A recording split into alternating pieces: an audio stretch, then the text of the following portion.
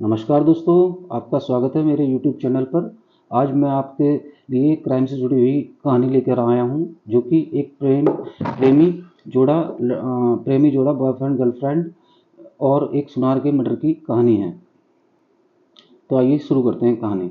गुनाह की राह में दो प्रेमी। किसी से प्यार हो जाना गलत नहीं, गलत तब होता है जब प्रेमी प्रेमिका अपने प्यार को मंजिल देने के लिए गुनाह के रास्ते पर उतर जाएं। पूजा और राकेश ने यही किया, इसलिए उन्हें जाना पड़ा जेल। यह घटना 9 अगस्त 2023 की है। सौरभ रस्तोगी, जो कि सुनार हैं, अपनी पत्नी शैली के साथ बरेली के फतेहगंज थाना क्षेत्र के माली मोहल्ले में रहता था।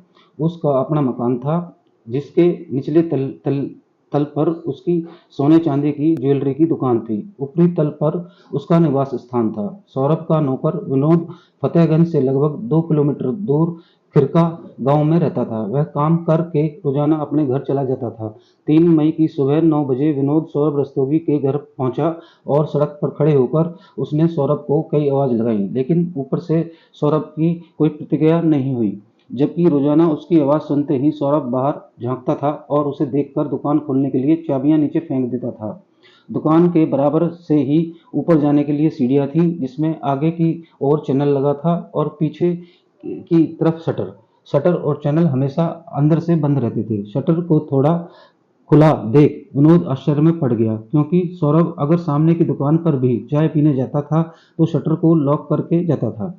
विनोद ने सौरभ के बारे में पड़ोस में पूछा तो कुछ पता नहीं चला।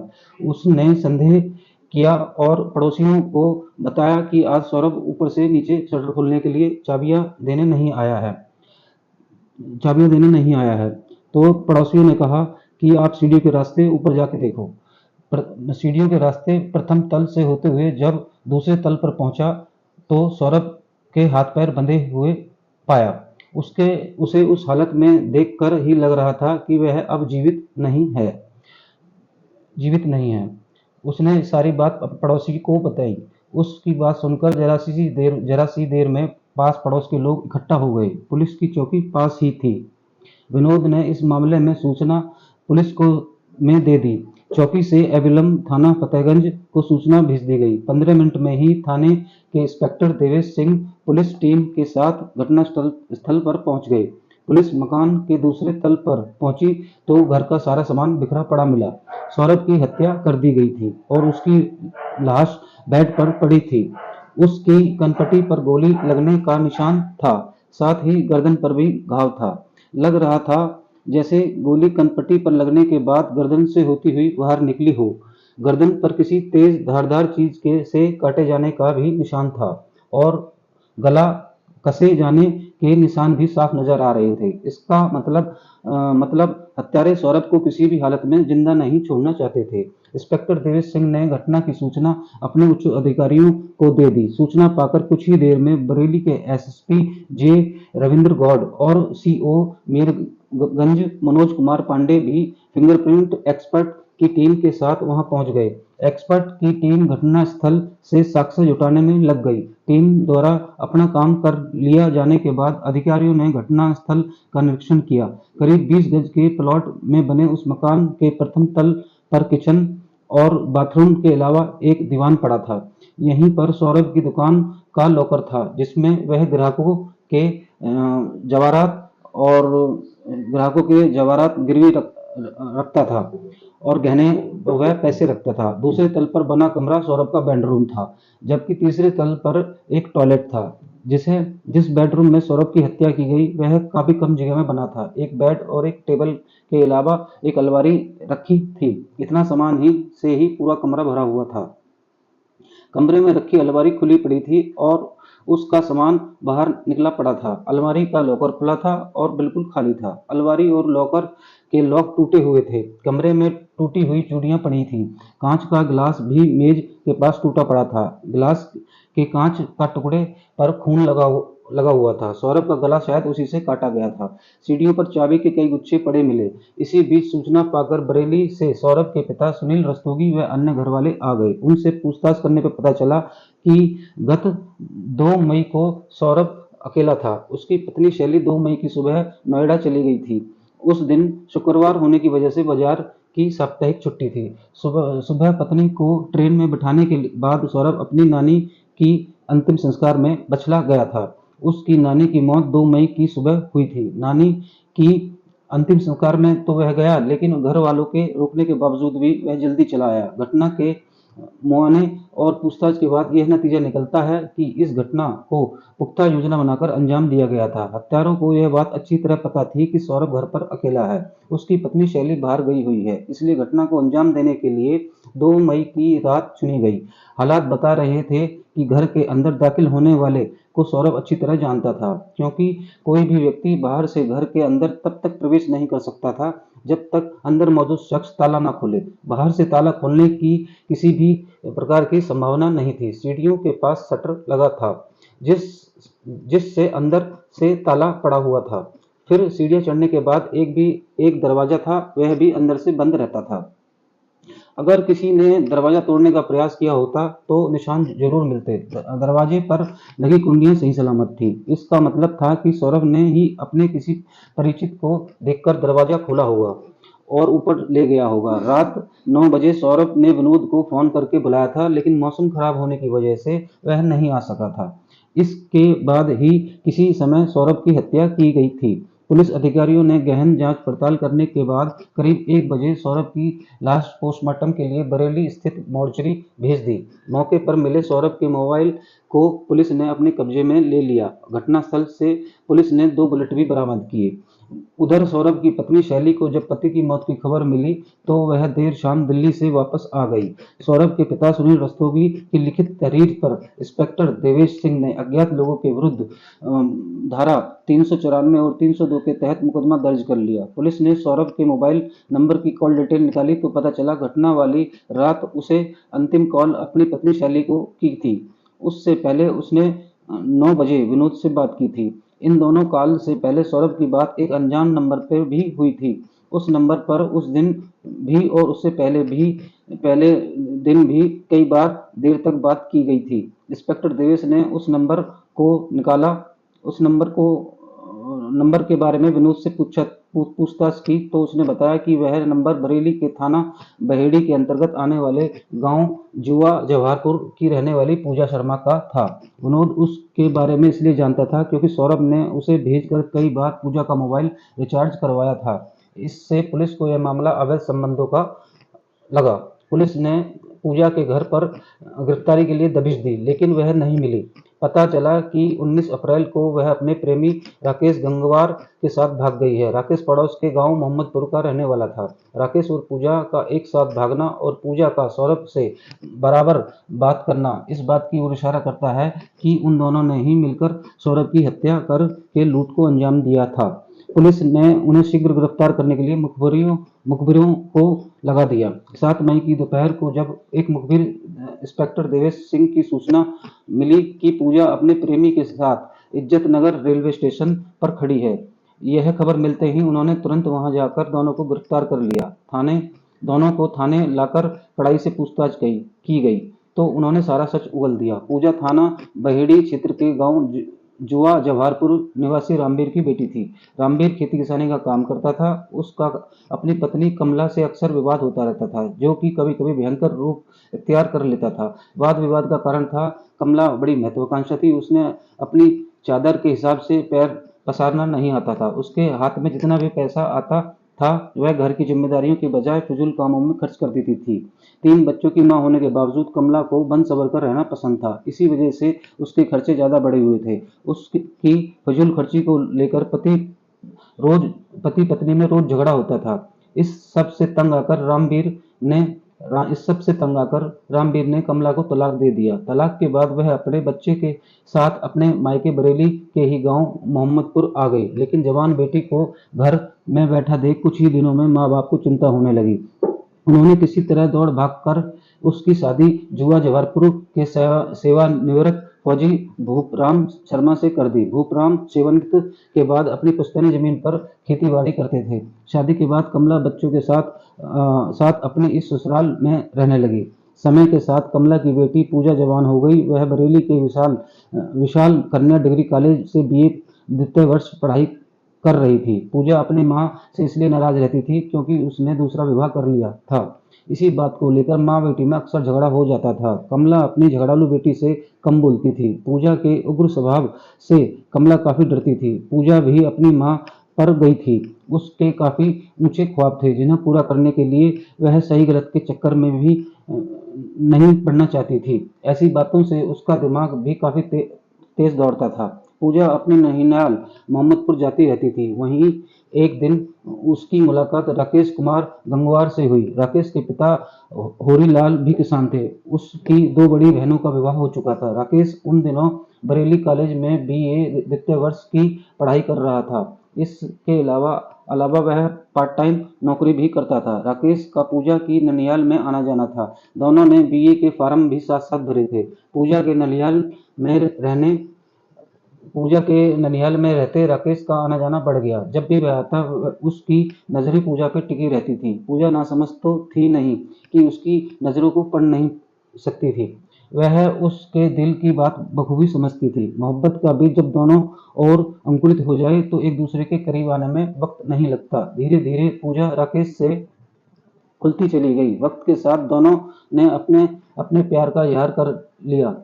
इसके बाद दोनों छिपछिपाए एक दूसरे से मिलने लगे। जीवन भर एक दूसरे का साथ निभाने का दोनों ने जल्दी ही दोनों ने जल्दी ही अपने बीच की सारी दुनिया भी मिटा दी। राकेश और पूजा जहां प्यार के रास्ते पर बेफिक्र होकर तेजी से आगे बढ़ रहे थे, वहीं उन दोनों के प्यार की बात गांव वालों से छिपी न रह सकी। जल्द ही इसके बारे में दोनों के घर वालों को पता लग गया। राकेश और पूजा के प्यार के किस्से सुन सुनकर दोनों के परिवार वाले तंग हो गए। इसी के मद्देनजर राकेश के घर वालों ने उसका रास्ता बरेली के नवाबगंज कस्बे के एक परिवार में तय कर दिया। वहीं पूजा के पिता भूपराम ने भी बेटी की शादी मीरगंज थाना क्षेत्र के गांव धनौली में पक्की कर दी। इससे पूजा को अपने अरमानों और ख्वाब बिखरते नजर आए। वह राकेश पर गांव छोड़कर भागने का दबाव बनाने लगी, लेकिन इसके लिए राकेश तैयार नहीं था। इस पर पूजा ने उसे बलात्कार के केस में जेल भिजवाने की धमकी दी, तो उसे पूजा की बात माननी पड़ी। 20 अप्रैल 2014 को पूजा की शादी होनी थी, लेकिन उससे पहले ही 19 अप्रैल को वह राकेश के साथ गांव से भाग गई। राकेश पूजा को लेकर अपने मामा ओम प्रकाश के घर जा पहुंचा, जो बरेली के थाना देवरनिया क्षेत्र के गांव जुमनिया में रहते थे। वहीं पर दोनों ने विवाह कर लिया, लेकिन विवाह के बाद की जिंदगी की अच्छी शुरुआत के लिए पैसों की जरूरत थी। पूजा ने इसके लिए पहले ही एक योजना बना रखी थी। उसने अपनी योजना राकेश को बताई तो उसे पूजा की योजना अच्छी लगी। उसने पूजा से वादा किया कि वह इस योजना में उसका हर तरह से साथ निभाएगा। सुनील रस्तोगी बरेली स्थित फतेहगंज के माली मोहल्ले में अपने परिवार के साथ रहता था। उसके मकान निचले तल पर उसकी ज्वेलरी की शॉप थी। अच्छी जगह दुकान होने की वजह से ग्राहक भी खूब आते थे। ज्वेलरी बेचने के अलावा सुनील ज्वेलरी गिरवी रखने का भी काम करता था। उसके यहाँ आने वाले ग्राहकों की कोई कमी नहीं थी। सुनील के परिवार में उसकी पत्नी सीमा, एक बेटा सौरभ और दो बेटियां वर्षा और दीपिका थी। उन्होंने बेटियों के विवाह कर दिए थे। 4 साल पहले सौरभ का विवाह भी बरेली के कस्बा सिरौली के मोहल्ला सीपरी निवासी शैली से हो गया। दिनों सौरभ अपने पिता के साथ दुकान पर बैठता था। 2 साल पहले सौरभ की मां का देहांत हो गया, तो कुछ महीने बाद सौरभ के पिता सुनील ने दूसरा विवाह करने की ठान ली। इस विवाह का सौरभ व शैली के अलावा अन्य घर वालों ने भी काफी विरोध किया, लेकिन सुनील नहीं माने। उन्होंने अखबारों में विवाह हेतु विज्ञापन दिया।